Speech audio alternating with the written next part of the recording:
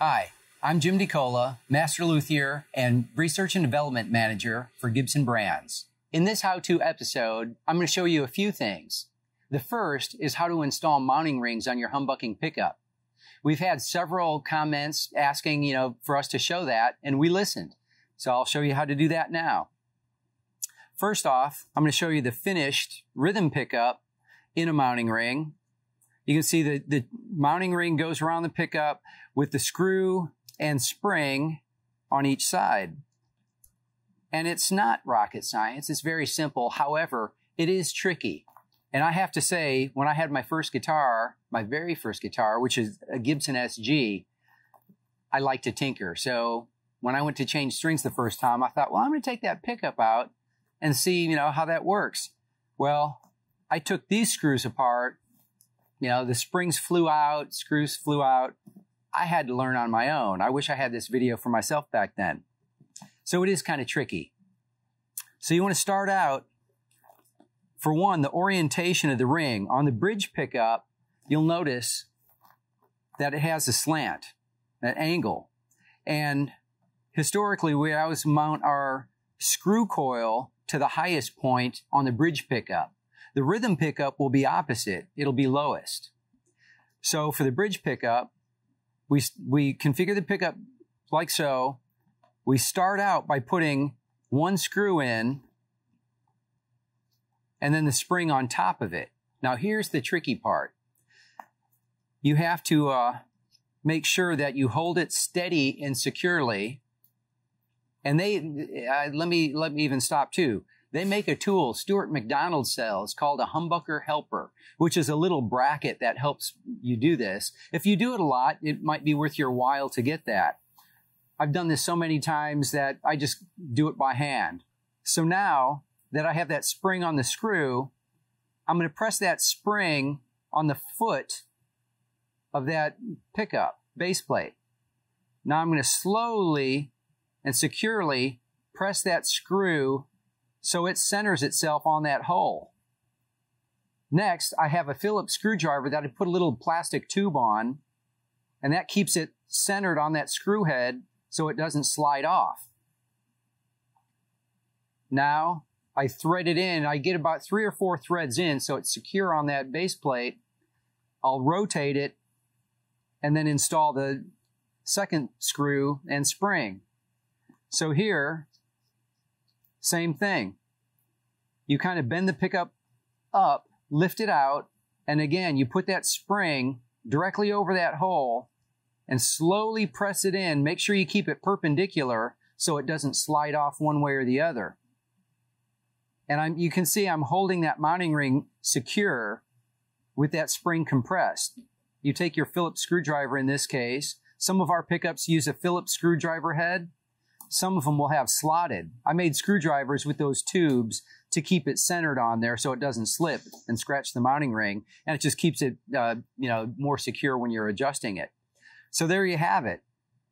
Now, just to get it in the ballpark, I'll adjust that height so the top of that bobbin, the coil forms of the pickup, are protruding just a little bit from that mounting ring. Now, we're in a good starting point when we put that in the guitar, and then once we string it up, adjust the action, then we can fine-tune the height of that pickup as I described in a previous video. So again, notice how the screws are on the high side of the mounting ring for the bridge pickup, and on the rhythm pickup, it's the opposite. The screws will be on the low side. And that's historically how we've done it. And on an open coil pickup, when you have a row of screws and a row of slugs, the slug will actually be the dominant coil, when they're matched coils, because there's more steel in the slug. You can rotate it, and there's no rule saying you can't do that. This is just how we historically did it. People like Peter Green rotated their pickup in the mounting ring. So on his guitar, he had the slugs closest to the neck, and then that will create a different tonal effect. On an open coil, it will make it sound deeper because now your dominant coil is closer to the fingerboard, which is in the area of the string that will provide a deeper sound. If you do it with a covered pickup, now the cover actually kind of mutes the magnetism ever so slightly, so it will work a little bit less, because in that regard, the screw coil is the dominant coil, because some of that effect is kind of muted by that cover. So that's another thing to consider, whether it's open or closed. So there you have it. That's historically how we install the pickups inside the mounting ring, with the screws opposing each other, and then the slant, the high side on the screw side on the bridge, low side screws on the rhythm pickup. In this next segment of the humbucker how-to, I'm going to address how to install QuickConnect pickups. Our QuickConnect pickups have a coupler that mates inside a receptacle on the control assembly. And it makes for adjusting pickups very cleanly and simply without having to solder.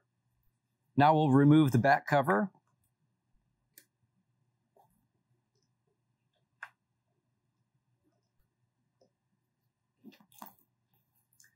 And that will show us the circuit board. We have the control assembly is built on a circuit board. The pots, while they don't look historic, they have a switch on the back of them, and that's that black plastic part that you see.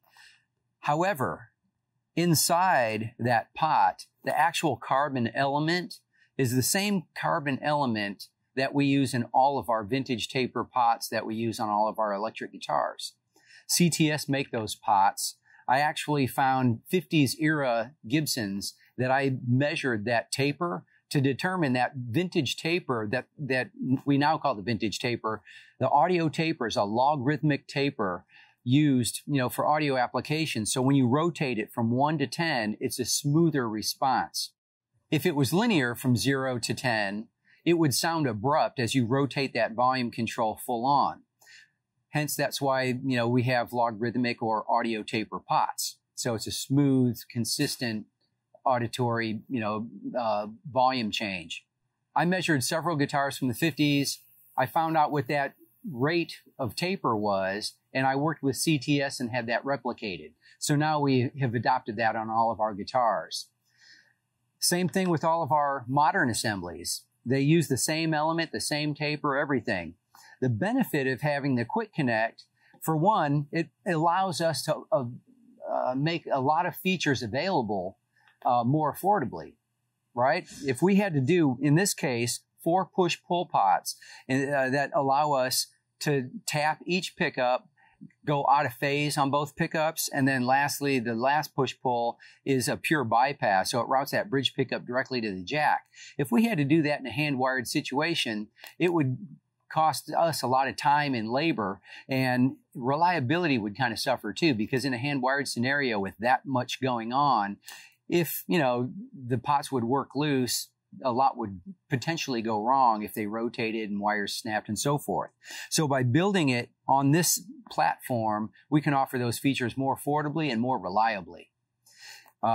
We also, another benefit of that is there's a built-in ground plane on the back side of that circuit board, so it's actually a little bit quieter in terms of shielding. So that's another benefit. And then now the other benefit is our pickups simply plug in. So we have this connector on the end of the pickup cable, and then we have the receptacle on the circuit board. So here's the cable here on a pickup that's already out. These are the pickups we're going to swap out. So this plugs in, and there's an orientation where one side is completely enclosed, and one side you can see the pins where it's kind of open. And if you look inside that connector, you can see how one side is open, and you want to put that connector inside in that same orientation. And you can take a small screwdriver. You can do it by hand, but sometimes a small screwdriver, or you can use, your forceps or hemostats and gently push down just to seat it in that socket. And that's all it takes. You don't have to solder. It's very, very simple. So now I'll show you how to install the pickups by pulling these out and replacing them. I'll go ahead and unplug the rhythm pickup. So now both pickups are unplugged. And we have this ground wire here, which is the bridge ground wire. And it has a receptacle that has a little orange tab on it. And you can use a small screwdriver or an X-Acto knife, anything with a fine point, and just kind of press that down, and that will allow that ground wire to release. And at this point, I'll kind of push it off to the side, so when I flip the guitar over, that wire won't scratch the back of the guitar. And I'll kind of do the same with the pickups.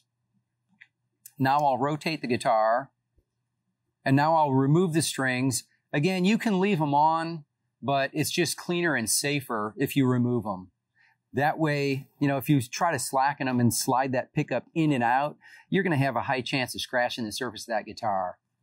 Don't risk it. Just take the strings off. Before I clip the strings, I'll go ahead and put some tape on the thumb wheels of the bridge.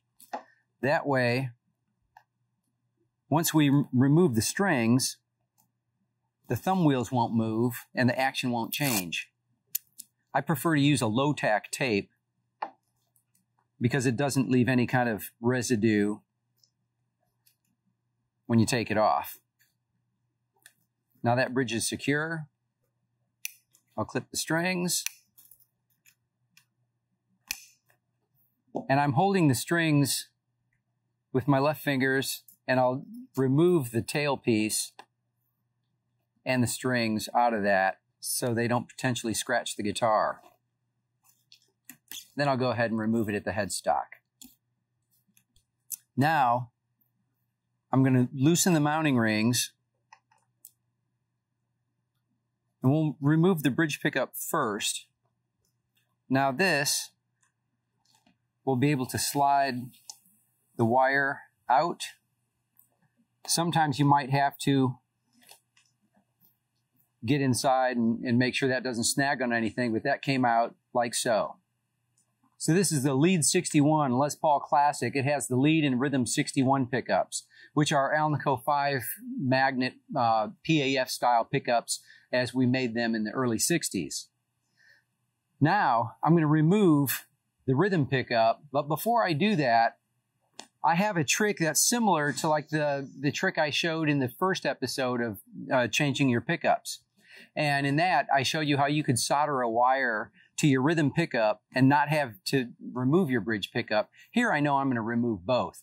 So now I have a test lead that has alligator clips on both sides. So I'm going to put that alligator clip on top of that QuickConnect plug, and I'm going to rotate the guitar. So now I'll loosen the screws on the rhythm pickup.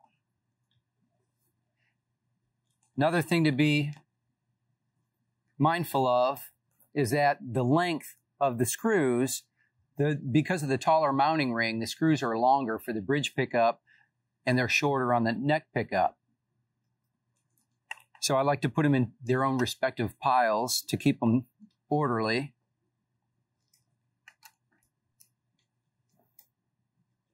And now I can carefully lift up this rhythm pickup, and I'll kind of lift the back to allow that cable to come through. And there we have it.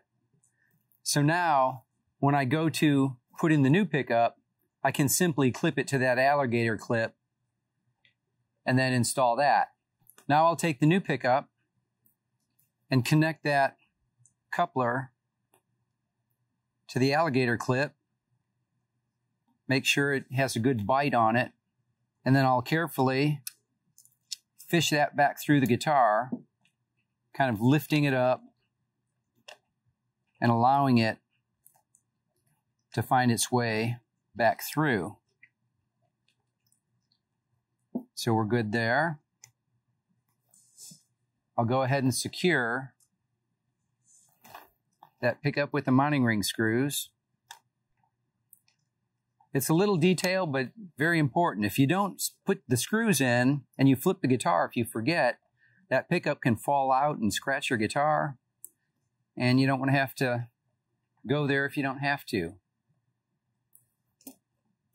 Now I'll install the bridge pickup. Now the bridge pickup is such a short length that I don't really have to fish it through, and I can go ahead and remove this alligator clip from the rhythm pickup since it's through. Now I'll fish the bridge pickup through. I'll get it started, and I can feel it hitting the controls. So I'll tilt up the guitar, and then I'll just grab the connector and then pull that through. Now I can set it back down and secure that bridge pickup.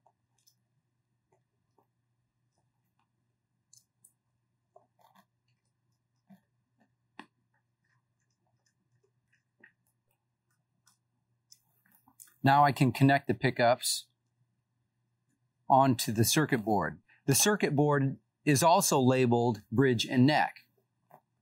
So now you take that bridge connector, and as I explained before, the open side of the connector goes into the open side of the receptacle labeled bridge.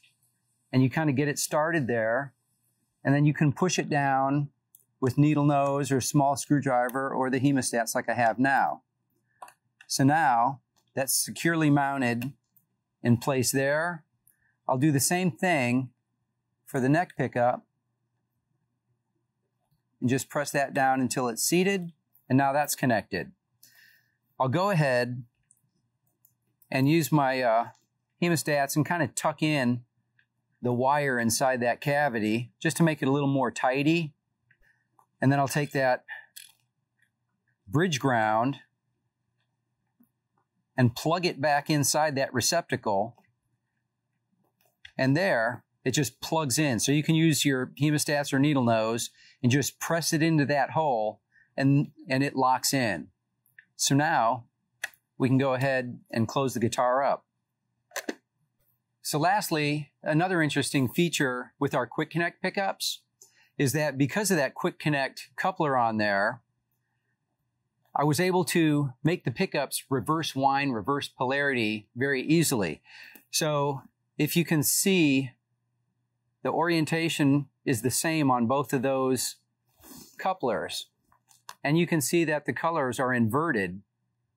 So there, it is effectively reverse winding that pickup. And then we magnetize them in reverse. So now having the humbuckers reverse wind, reverse polarity allows us to have hum cancellation when we split or tap our humbucking pickups. When they're running in that mode, because they're reverse wind, reverse polarity, they act in a hum canceling fashion. So that's another benefit of having this system on these pickups. Also, if you notice, we have the protective plastic over the top of each of the humbucking pickups. After you get them installed and before you put the strings on, you can go ahead and peel that off. That's to prevent the pickup covers from getting scratched during handling and installation. So now that the protective plastic is off, now we can go ahead and string the guitar up and finish out the assembly. After the string tension is on, then we'll go ahead and remove that tape and then tune it up, and we're good to rock. Another scenario is installing an aftermarket pickup or even one of ours with 4-conductor cable into the QuickConnect system. You can do that. So we'll start out in this case with the 4-conductor cable, and we also have these adapter cables. Many of our guitars shipped with these cables years ago, and there's still plenty of people out there who have them. So if you have those, I'll show you how to install those. First, I like to trim that wire, so I have about 3/4 of an inch to an inch of wire coming out of that outer jacket. That just keeps it a little bit neater. Then, on all the plastic insulated wires, I'll go ahead and strip them about 1/8 of an inch. And then I'm going to tin them. I'll just kind of twist the wires gently to make them a little neater. And then we'll tin them.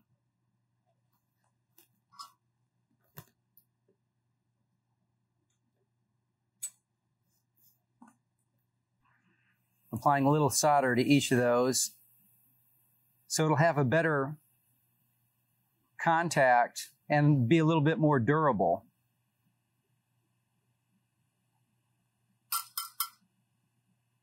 And I'll also tin along the majority of the bare wire. Now it's all pre-tinned. So now we have an instructional card that outlines the color code as it goes into the terminal block. So I'll start out with the terminal block. On one end, it has the holes for each of the wires, and then it has the screw that secures it down. So if you orient it like this, we see that white goes in this first one here. So I'll insert that into the terminal block and then tighten it down snug, but not excessively tight. If it's too tight, it's going to cut through that wire. Next, just like the card shows, green is connected.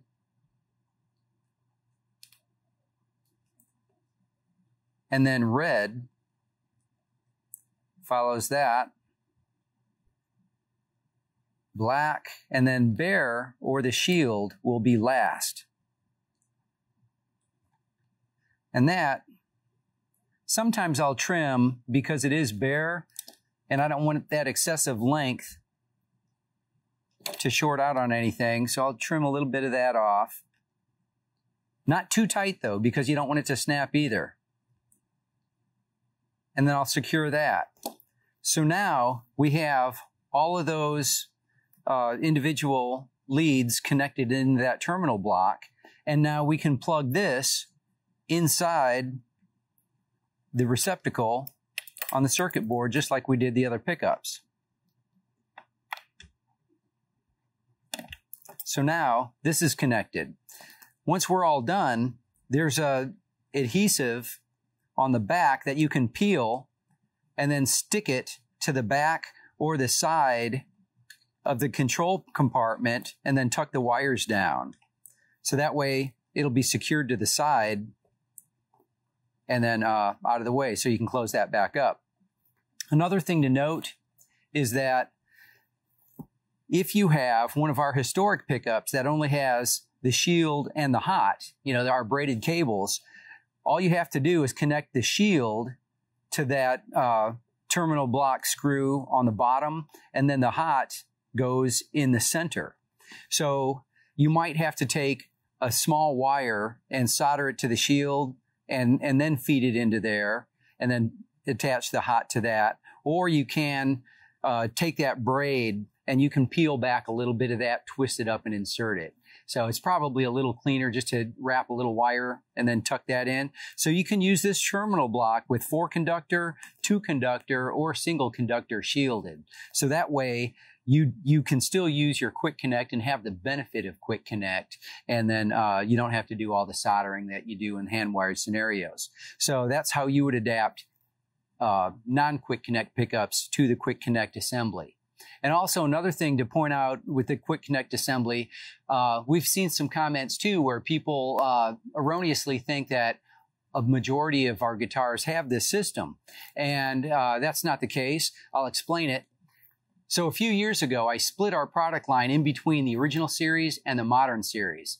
So all original series guitars are all hand-wired. That's part of what makes them original series. Now modern, some of them can be hand-wired and some of them can be QuickConnect. So it's not all QuickConnect even in the modern scenario. It's only Les Pauls and SGs. Other models such as Flying Vs or Explorers or Basses or other models that aren't as high running, we don't do the QuickConnect system. It's only on Les Pauls and SGs.